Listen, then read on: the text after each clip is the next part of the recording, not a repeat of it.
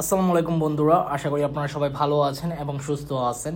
Indian R15M এর দাম আজকের ভিডিওতে আমি বলবো। এটা ইন্ডিয়ান R15M BS7। এই বাইকটির বাজার মূল্য কত চলতেছে সেটাই বলে দিচ্ছি। ভিডিওটি প্রথম থেকে শেষ পর্যন্ত আপনাদের ধৈর্য সহকারে দেখতে হবে, তাহলে বুঝতে পারবেন। আর আপনারা সবাই কম বেশ জানেন আমি ভিডিও কিন্তু তেমন লং করি না, শর্টকাট ভিডিওর মধ্যে আমি আপনাদের মাঝে আপডেট ইনফরমেশন দিয়ে দিই। এখনও পর্যন্ত যারা আরমান সারোয়ার ইউটিউব চ্যানেলটি সাবস্ক্রাইব করেন নাই তারা অবশ্যই আরমান সারোয়ার ইউটিউব চ্যানেলটি সাবস্ক্রাইব করে ফেলবেন, যেন পরবর্তী আপডেট নোটিফিকেশন পেয়ে যান।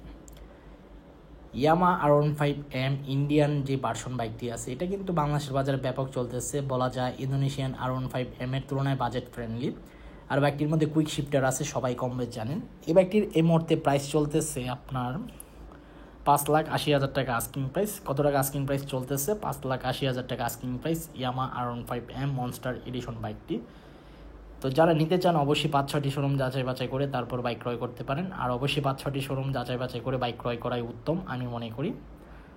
আর বাইকের বিল কোয়ালিটি পারফরমেন্স খুবই ভালো। আর ইন্ডিয়ান বাইকের পার্টসের দাম খুবই কম। সবাই জানেন ইন্দোনেশিয়ান বাইকের পার্টসের দাম অনেক বেশি, বাট ইন্ডিয়ান বাইকের পার্টসের দাম খুবই কম। তো নিতে পারেন। আর বাইক ক্রয় করার আগে অবশ্যই বাইকের চারপাশ ঘুরে দেখবেন যে বাইকের মধ্যে কোনো প্রকার দাগ আছে কিনা। যদি দাগ থাকে তাহলে অন্য আরেকটা বাইক নেবেন।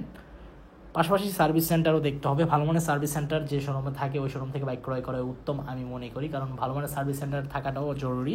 তাহলে আপনারা ফ্রি সার্ভিসগুলো করতে পারবেন। ইভেন বাইকের পার্টস একটু কম দামে হয়তো দিবে আপনাকে, বা সার্ভিসটা একটু মনোযোগ দিয়ে করবে, কারণ যেহেতু এই শোরুম থেকে বাইকটা নিয়েছেন এই জন্য এই ফেসিলিটিসগুলো পাবেন। আর সার্ভিস সেন্টার না থাকলেও কোনো প্রবলেম নাই, ভালো মানের সার্ভিস সেন্টার এখন আছে, আপনারা ওইখান থেকে বাইক সার্ভিস করাতে পারেন। তো এই ছিল ইয়ামা R15M ইন্ডিয়ান ভার্সন বাইকটি সম্পর্কে আপডেট ইনফরমেশন। আই হোপ আজকের ভিডিওটি আপনাদের ভালো লাগছে। যদি ভিডিওটি ভালো লেগে থাকে তাহলে অবশ্যই লাইক দিয়ে দিবেন। দেখা হবে ইনশাল্লাহ পরবর্তী ভিডিওতে। আল্লাহ হাফেজ।